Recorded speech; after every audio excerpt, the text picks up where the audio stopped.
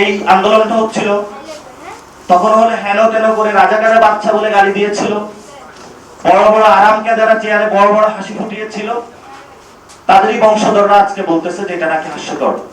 আপনি কোথায় হাসি আসে একটু বলবেন আমাদেরকে, তাহলে আমরা আপনার হাসিটা একটু বন্ধ করে দিব, তাহলে আপনার কান্না আসবে অনেক, কারণ আমাদের এখনো কান্না আসে। এই জন্য যারা যে পলিটিশিয়ানরা বাংলাদেশে খুব হাসতে ইচ্ছা করে আমাদের কাছে একটু আসবেন, আমরা আপনাদেরকে হাসি বন্ধ করে একটু কান্না ছুটিয়ে দিব। যথেষ্ট হয়েছে, যথেষ্ট ধৈর্য ধারণ করেছি। আর বাংলাদেশে আমাদের যারা সৈনিক ভাইরা এই রাজপথে নেমে এসেছিলেন, আমরা সরকারের কাছে আহ্বান জানাবো যে আপনারা এই সৈনিকদেরকে পুরস্কৃত করুন। একটি দুটি মেডেল ধরিয়ে দেওয়ার নাই, যেটা আপনারা অফিসারদেরকে দিয়ে থাকেন।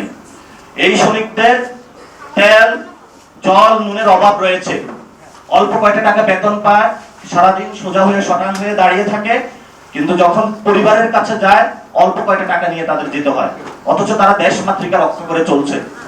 এই যে বাংলাদেশে কোনো নিরাপত্তা ছিল না, এই মানুষগুলো নিরাপত্তার কাজ করে যাচ্ছে।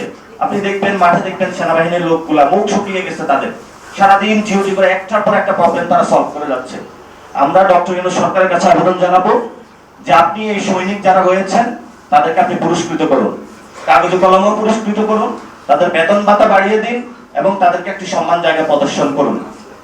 এবং যারা অপরাপর শিক্ষক, পেশাজীবী, বুদ্ধিজীবী যারা এই মাঠে নেমেছিল, প্রত্যেকে দাবি নিয়ে আসতেছে, তাদের দাবিগুলো পূরণ করুন।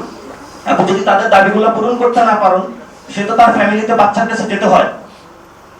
আপনি তাকে একটা পোস্ট দিয়ে রেখেছেন যে তুমি হলো অমুক জায়গার অমুক স্কুলের হলো শিক্ষক, বাচ্চা তাকিয়ে থাকে আমার বাবা তো শিক্ষক, কিন্তু সে যখন বড় যায় তার যে একটা যে চা দোকানদার হলো বেশি টাকা ইনকাম করে। এটা কি বাংলাদেশে ফাইজলামি পাইছেন আপনারা?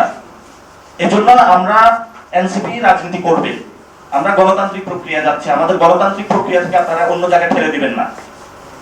আমাদের সামনে যেই প্রসেসের মধ্যে দিয়ে আমরা গিয়েছি, এমন কোন বাহিনীর গোয়েন্দা সংস্থা নাই যেটা হলো অত্যাচারের মধ্যে দিয়ে আমাদের যেতে হয় নাই।